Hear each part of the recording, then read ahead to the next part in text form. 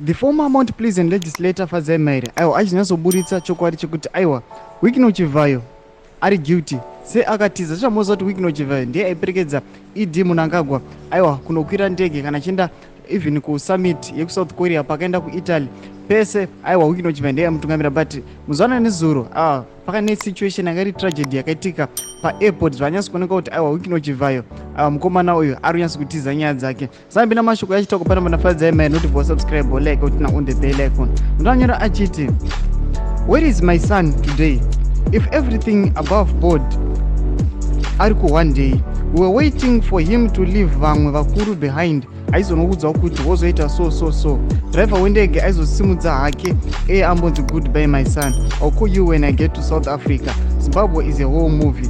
We now need new leaders. Mashoko antakuona Fazemaire achiti aiwa paairport Wikino Chivhayo akashayikwa anoonekwa kuti aiva kupi nenyaya yekuti angatiza sema alleges ari kunzi aiwa Wikino Chivhayo akatizira kuUK United Kingdom nekuda kwenhau dzake dzemari yema-elections 40 million. Sationa kuti panapa nezuro Idi Mnangagwa akuenda kuSouth Africa kuinauguration Wikino Chivhayo anga asipo zvanyatso kuva evident yekuti aiwa hapo noda kuti atiza ari kutizirei kana achiziva kuti aiwa everything is on board, everything zviri clear. Zvanyatso kuda pachena kuti aiwa Wikino Chivhayo nhau dzavo dze40 million yakanyatso kuswandiwa. Sachipotudze mafungiro enyu mari kudi pamusoro pechitiko ichi. Pinai comment section medu musangano subscribe kulike channel on the bell icon.